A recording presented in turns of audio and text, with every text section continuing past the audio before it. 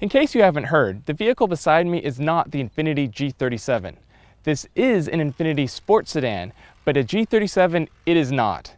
It may have the same wheelbase, same base engine, and similar dimensions, but Infiniti has decided to rename all their vehicles. This now reads as the Q50.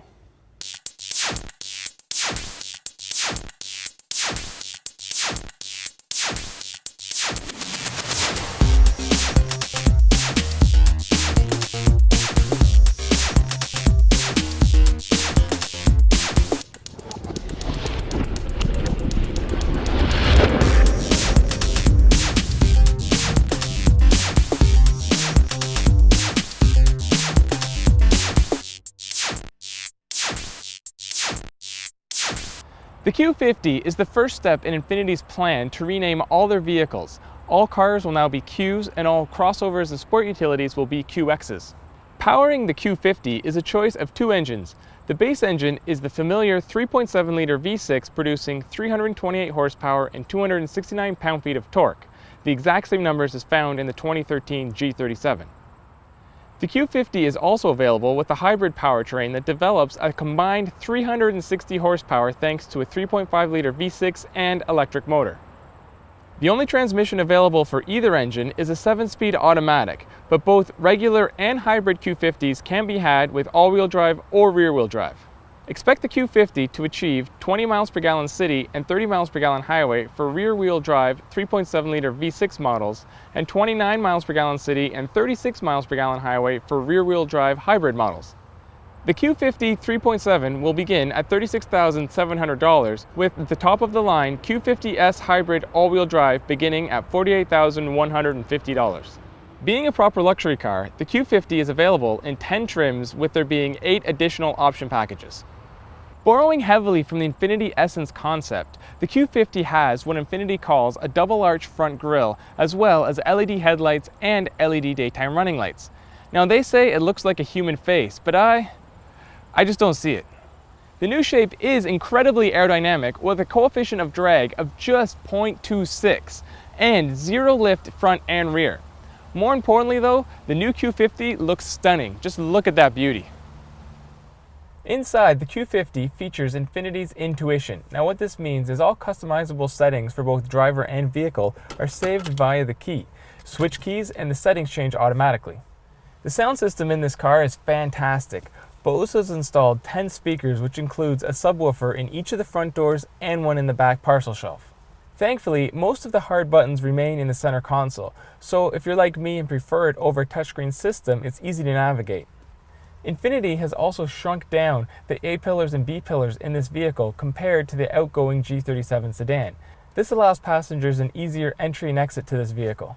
In the back, the Q50 easily accommodates an adult passenger, but comfort is just merely adequate.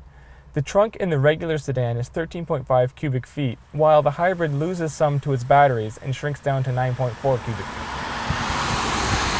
With the curb weight similar to that of the G37 sedan, expect straight-line performance from the 3.7-liter V6 to be very similar. Of course, Infiniti is quick to point out that 3-time world champion Formula One driver Sebastian Vettel had a hand in tuning this vehicle. Probably a small hand, but he had a hand. Many of the driving aspects of this vehicle are customizable.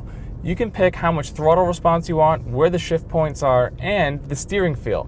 A conventional rack and pinion power assist system is standard in the Q50, but you can upgrade to Infiniti's direct adaptive steering.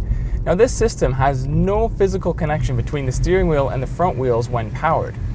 The goal behind it is Infiniti says the steering inputs will relate quicker to the steering wheel than a conventional mechanical system.